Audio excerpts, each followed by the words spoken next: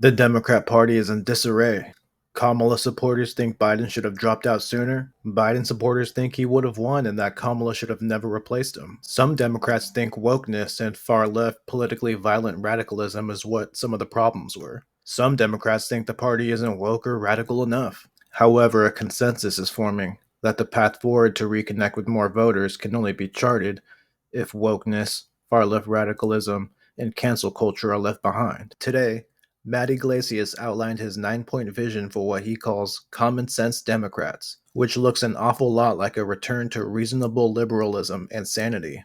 Matthew Iglesias writes, "Here's my pitch. One iPhone screenshot's worth of principles for common sense Democrats to reform governance in the blue zones and be competitive in the red zones, delivering a coalition that will win on healthcare, reproductive rights, the safety net, and quality for all.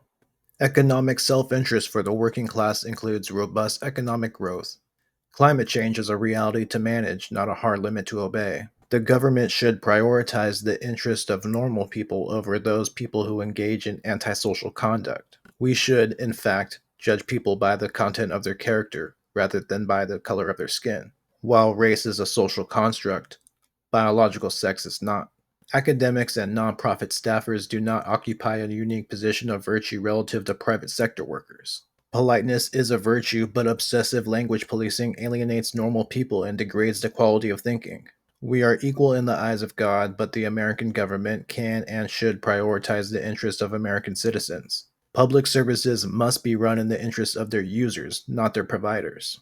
Brianna Wu, who manages a PAC for the Democrat Party, writes, "Democratic path forward. Jettison the commies, Hamas fans, and designer gender crowd. No more land acknowledgements. No more trying to please everyone. We have a point of view. Fight for normal people. Whatever gets in the way of that, we stop doing." From a New York Times article, "It's not just Kamala," he said. "It's a Democrat Party which increasingly has become a party of identity politics, rather than understanding that the vast majority of people in this country are working class. This trend of workers leaving the Democrat Party started with whites, and it has accelerated to Latinos and blacks. Democrats spend way too much time trying not to offend anyone rather than being brutally honest about the challenges many Americans face," Mr. Moulton said. "I have 2 little girls. I don't want them getting run over on a playing field by a male or formerly male athlete. But as a Democrat, I'm supposed to be afraid to say that. These aren't just some random or fringe left-wing accounts.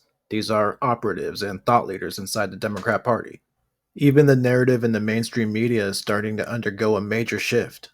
Because you have that stacked on top of what happened on college campuses this fall, stacked on top of what's been happening on college campuses over the past 4 or 5 years. I have said this on the air, and every time I've said it, people said, "Oh, you're just saying that because you're a white conservative." No, I'm just saying it because every Democrat that we have ever sat down with dinner with over the past 5 years who have kids that go to colleges say their kids are afraid to speak in class because they'll be canceled. Let me say that again. And they're all Democrats. Everybody that we've had dinner with, if they have a kid in college, you go, "How the Red Sox going?" "Yeah, fine. Yeah. So they're eating. Oh, beautiful day today, wasn't it?" "Yeah." My daughter at University of Virginia, she's afraid to raise her hand in class because if she says something that's politically incorrect, she will immediately be canceled. She'll be shunned from class. She'll be destroyed in social media by noon. So they just sit in class quiet. Now, if any of you, which camera? Give me a camera to look at. Boom! Oh, look at that one. If any of you out there say, "Oh, that's just like a conservative, white, Southern guy, da-da-da," that's what you're losing. That's what you're losing. Because that's what I heard. And I didn't hear it from Republicans. I didn't hear it from Trumpers. I heard it from Democrats over the past 3 or 4 years. Their kids were afraid to talk in class and say something unpopular because they would be canceled. And it's an epidemic. Willie will tell you it happens in New York City schools. It happens in colleges. And all of this adds up to people going, come on, this is crazy. And Mike, it's having an impact from, again, the trans ad to, the athletics. And by the way, as we've said on the show 1,000 times, Democrats should be smarter on the women's athletics thing. 85% of Americans oppose men transitioning after puberty and competing against women. And I'm not just saying this the day after the election. I've been saying this for years. This is not a hard call. You can show compassion and you can show grace.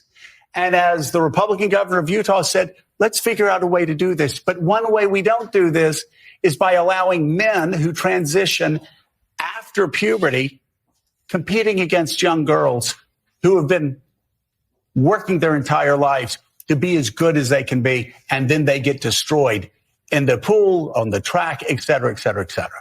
It appears that wokeness could be dead and that the tide is turning in our culture back to sanity. But let me know what you think in the comments. And as always, thanks for watching.